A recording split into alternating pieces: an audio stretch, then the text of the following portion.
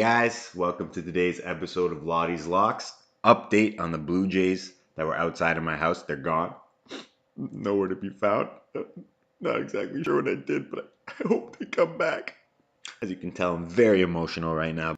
So I'm going to put my brave face on and try and keep it together for today's episode. First lock, under 224 points, Dallas Mavericks versus Toronto Raptors.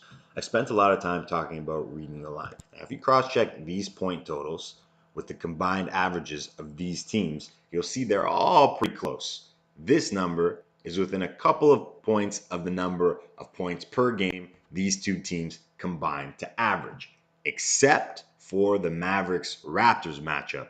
This is 8 points higher than what the Mavericks and the Raptors combined to average per game. Sportsbooks know something we don't. This is bait. First lock of the day, under 224 points, Dallas Mavericks versus the Toronto Raptors. Lock number 2, Milwaukee Bucks -2 in Minnesota.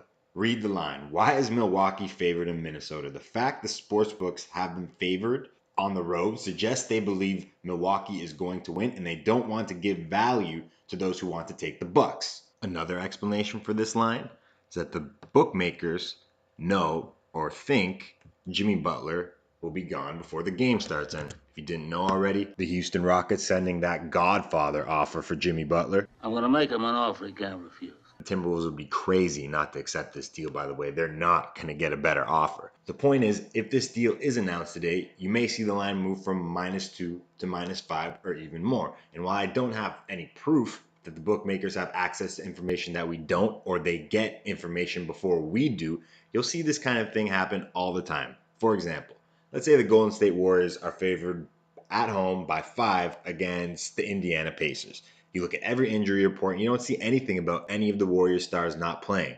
Then a few hours later, they announce Klay Thompson, Steph Curry, and Kevin Durant are all sitting for rest. And that line flips from -5 Warriors to -5 Pacers. The line opens up at -5 for the Warriors because the sportsbooks already knew, the bookmakers already knew the stars were resting, and they're baiting you into taking that Warriors -5 before the news is released to the public. And then from a basketball perspective, the Bucks are a really good team. They're without Chris Middleton for much of last year, which put a lot of pressure on Antetokounmpo. They're clearly significantly better with him, and you have to love watching Middleton play. He's slick, he's smooth, he's always making the right basketball play, and he's clutch. Don't forget about this shot he hit in the Eastern Conference first round against the Boston Celtics. This quite often. Who's going to get shot here? Gets it in. Middleton for the tie. Oh my goodness! From way downtown, and it wasn't only Middleton they were without last year. Malcolm Brogdon and Matthew Dellavedova missed a significant portion of last season. They're both back. They drafted Dante DiVincenzo and signed Ersan Ilyasova. They still have Eric Bledsoe. This is a deep, talented Bucks team with one of the best players in the league leading the way up against a dysfunctional T-Wolves team that's allergic to playing defense and seemingly hours away from saying adios to their best player. Lock number 2, Milwaukee Bucks -2 on the road in Minnesota.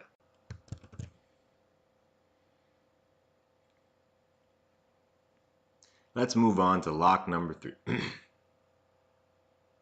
Lock number 3, Houston Rockets -3 at home against the Los Angeles Clippers. This might be bait, and I might be falling for it. I'm hoping the Rockets are only favored by 3 because James Harden isn't playing.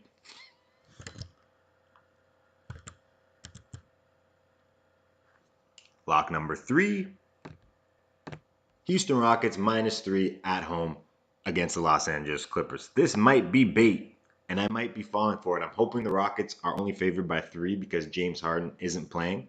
CP3 suspension is over, and you know he's chomping at the bit to get back on the court, as if he needed any more motivation going up against his old team. Remember last year's locker room altercation between these two teams? And while the Clipper players involved in this altercation, Austin Rivers and Blake Griffin, are no longer there, we know Chris Paul's relationship with the coach didn't end very well. Sometimes you gotta say, screw reading the line. The Rockets won't lose 2 straight at home. Chris Paul will the Rockets to victory. Final lock of the day, Houston Rockets -3 at home against the Los Angeles Clippers. Hope you enjoyed today's episode, and don't forget to tune in again tomorrow. Major key.